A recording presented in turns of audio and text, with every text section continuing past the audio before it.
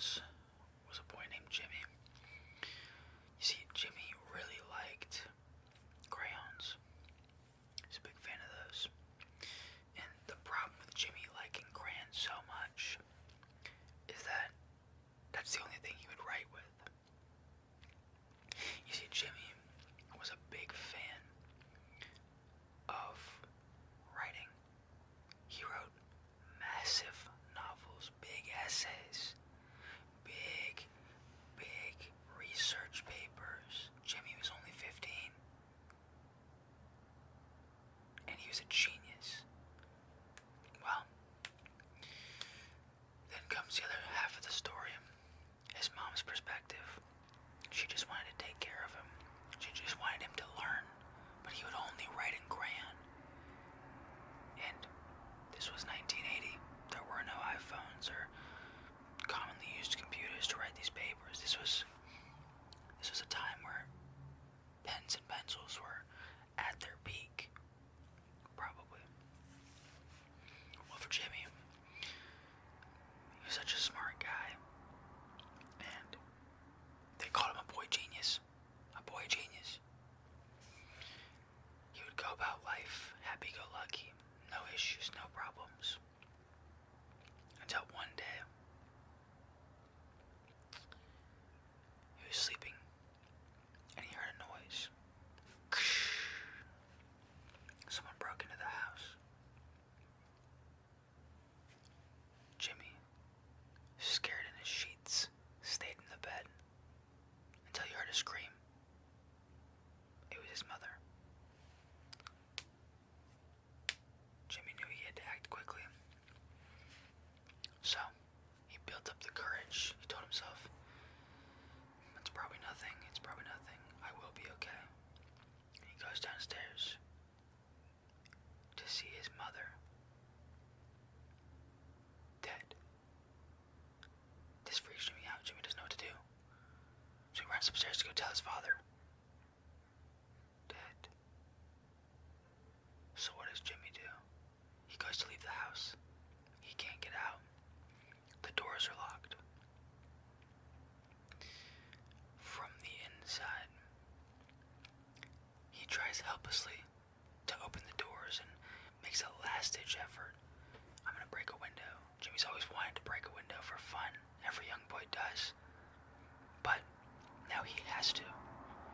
So he built up all the strength he could muster and threw a rock. One of their prized beach rocks from one of their many beach trips him and his parents took. Well, that rock went absolutely nowhere. Windows, steel. You could see through them, but he could not break them. He used knives and bats and clubs and anything he could find to try to break the window. The window would not break. Jimmy was stuck in this house. So, he decided to be rational. I have to survive here now, he said. But someone will come looking for me. Someone eventually will come looking for me, and they'll let me out. Well, this is just the beginning for poor old Jimmy. After about 3 days, he had gathered all the food in the house, brought it up to his room, because he was scared. The safest place he felt was his room. But Jimmy had a little secret. He had a hidden compartment in his closet that had a little crawl space in it, only about the size of maybe, let's say, a washing machine. Wasn't enough to stand in, but just enough to get cozy in. So, he put the little false wall up, and he would sleep in there every night for 3 days. And on this third day, he realized something was different. He fell asleep, felt like he got a good night's rest, but it was still really dark outside. And then he heard it. A low, grumbly, creaking sound, as if the whole house was moving.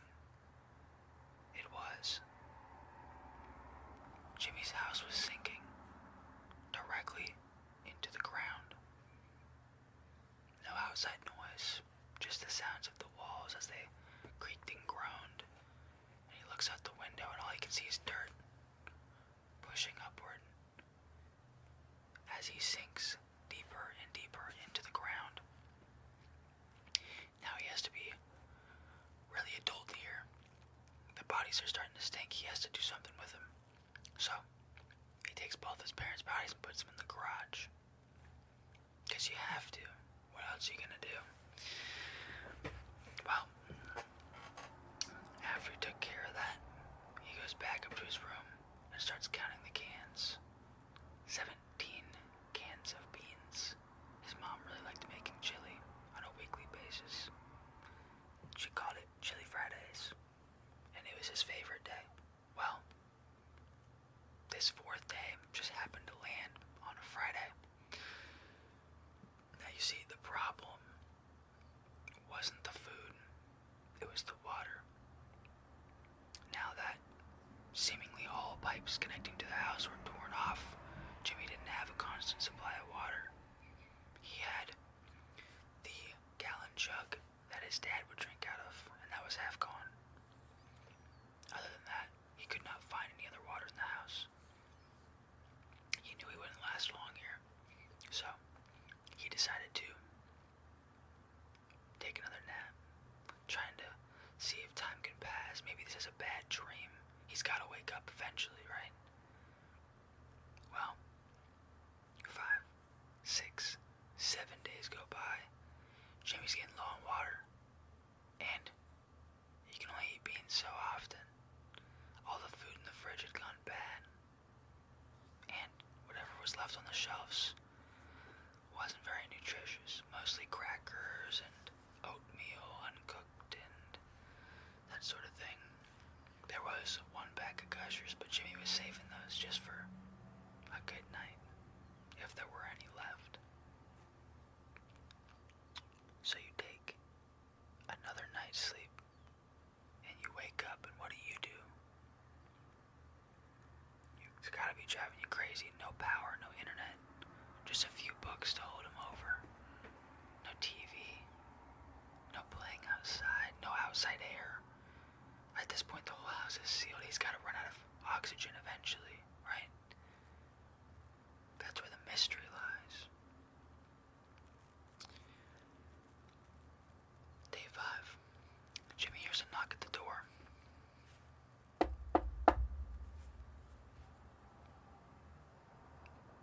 Well, what, are you gonna answer it?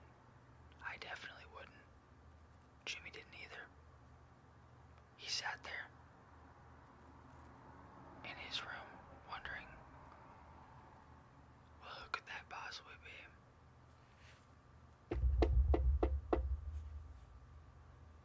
I'm not answering that, he said. Well, after much deliberation and many more knocks at the door, he finally decided to go and answer it. He looked through the people to see nothing at all, but as he's standing there, more knocking, he opens the door just a little bit and peeks in. Door flies open. Jimmy flies back with it, and a man standing there had to have been 8 or 9 feet tall, staring at him, says, "If you can write this letter as to why we should let you out, we'll let you go." So Jimmy gets to writing. The man left him with a piece of paper, a pen, and shut the door. Well, here's the problem. Jimmy goes back upstairs to find no crayons in sight. Not a single one. What is he gonna do? How is he gonna make it colorful? How is he gonna color code his favorite words? How is he going to use punctuations in red like he loves to do? He can't. And so, all of his writing skills went out the door when he had to write with a pen. Just the thought made him shiver. He picked it up and it felt weird in his hand, and he couldn't hold it properly. He was illegible. He couldn't write.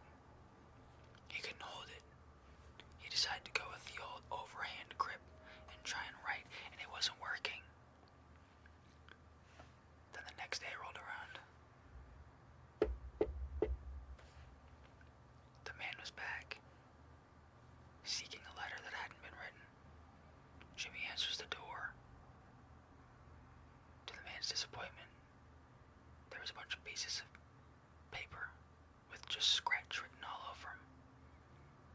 Literal scratch. Jimmy couldn't figure it out. The man was curious, why haven't you written the letter if you want to leave? Jimmy had no questions, just disappointment in himself. He didn't ask why the man was there or where they were, where his house was located, why his parents are gone. He was still in shock. Day 8 rolls around.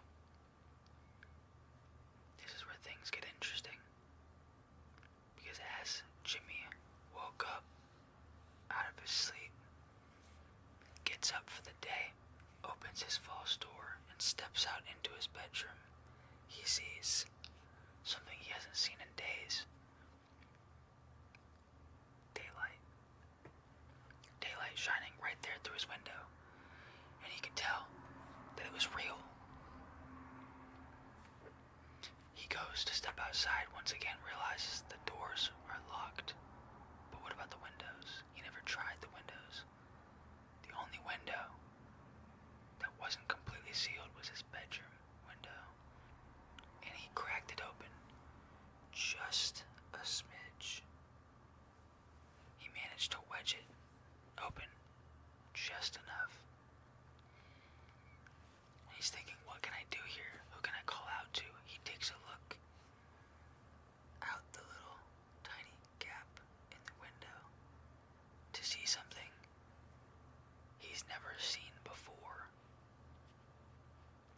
Before him, centaurs and unicorns, goblins, ghouls, dragons, princesses, princes, knights in shining armor, and little Bo Peep with the 3 little pigs.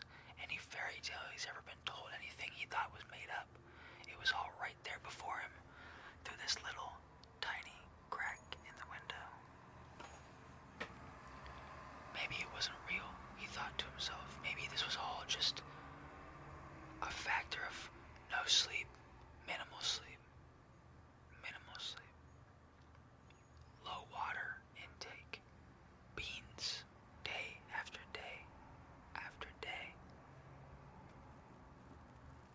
Maybe it was him driving himself crazy. He'd been stuck in this house with no mental stimulation for days. What is he supposed to do? Well, right as he thinks, I can call out to these people, these creatures, and see if they'll help me. He once again sticks his little eye right in that crack and yells. Window slams shut. Curtains close. Jimmy, astonished by what just happened, falls back onto his bed, looks around. The man is standing right behind him. Again, crouching through the doorway, steps in, just a little bit too tall to be standing all the way up in his room, which is weird because he has normal ceiling height, which means this man must be 9 or 10 feet tall, taller than he originally thought.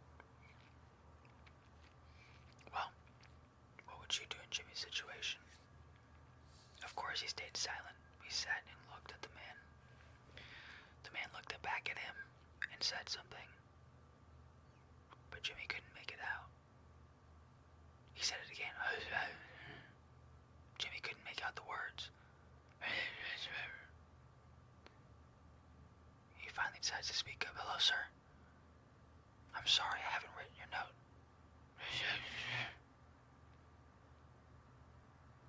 Sir, I can't understand you.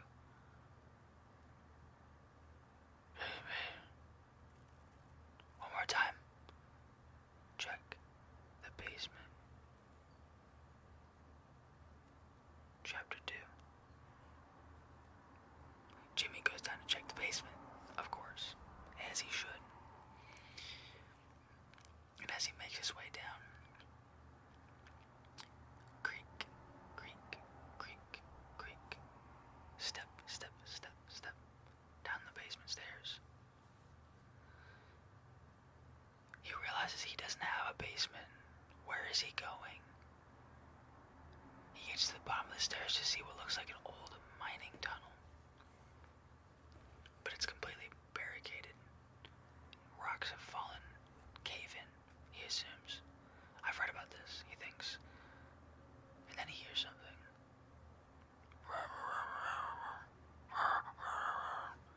There's someone on the other side of the cave-in. There's someone trapped. Jimmy, with no hesitation, and what little energy he has left to expel, he starts pulling these rocks away, these boulders, these planks, trying to get to whoever's down there. He picks up a rock and looks under. This person has 7 fingers on one hand. This is no ordinary human being. Their hands are red and purple. Is it from the boulder? Is her hand squished? He keeps helping. Maybe he's seeing it wrong. He keeps pulling rocks away until the thing reaches out, grabs him by the arm, and pulls him down into the pile of rocks. Jimmy blacks out. When he awakens, he's outside of the house for the first time in over a week. At this point, almost a dozen days. Listen, Jimmy, we know who you are and we're trying to help you. But I can't explain now. You must stay hidden. Jimmy's just waking up and he hears it, but he doesn't really process it. And he goes to stand up and the person shoves his face down and puts a wooden plank over him. He's laying in the floorboards of what sounds like and smells like a restaurant. It smells beautiful, it smells amazing. He knows because he wants the food. But then in walks the man. He can just tell. He can tell by the stature. He can kind of see through the floorboards again through this little tiny gap. He can see the man walking past. And the man says to the person that helped him, "Where is he?" "I don't know. What are you talking about? Where is he?" "We let him go."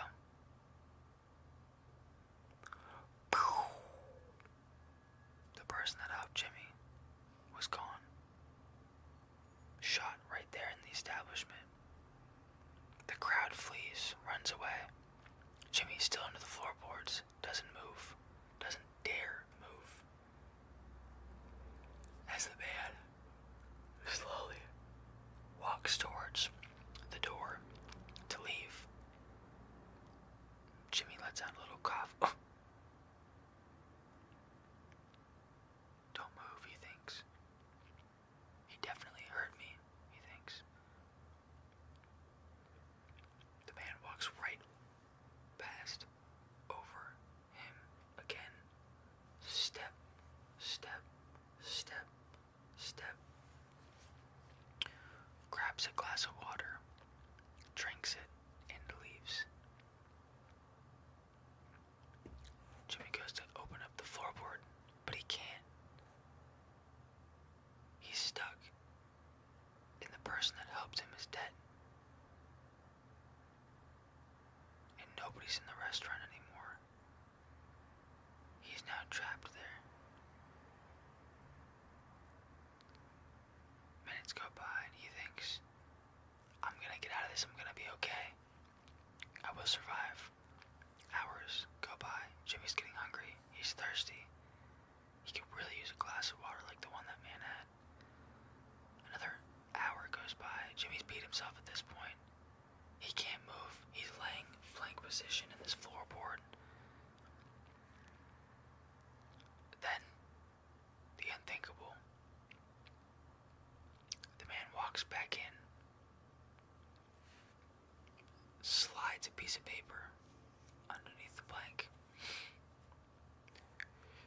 It says to Jimmy,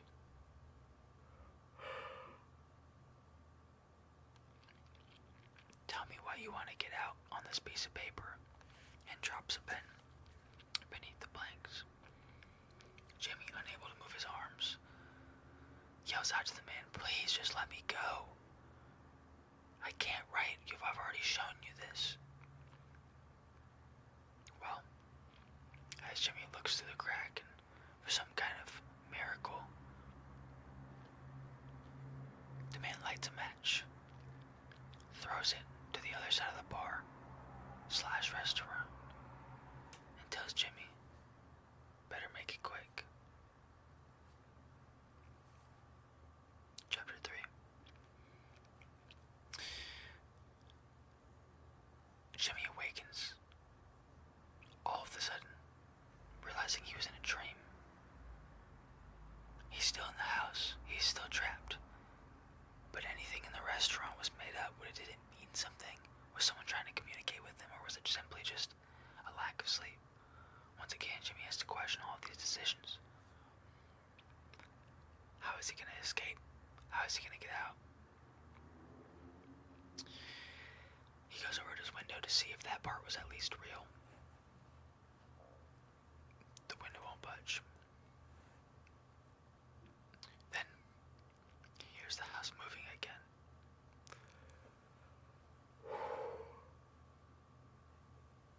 But the house isn't moving quickly. It's not moving up or down. It's moving very slowly forward. The pressure builds up on Jimmy's window as the dirt is being pushed around the house.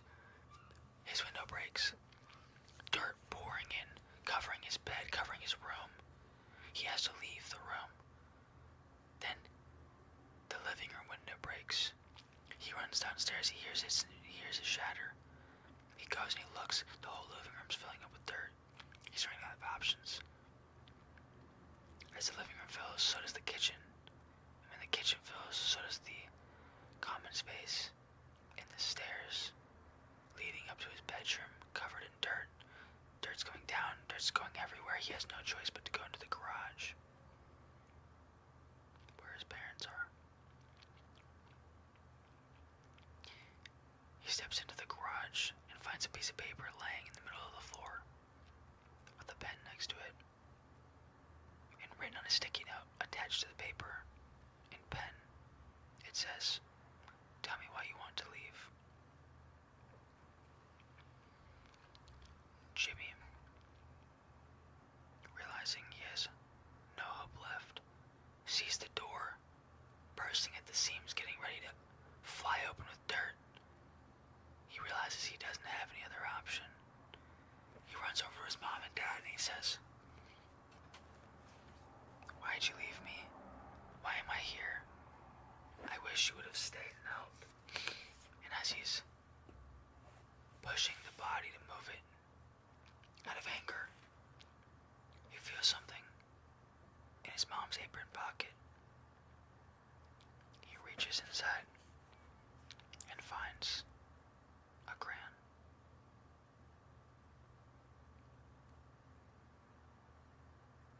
The end.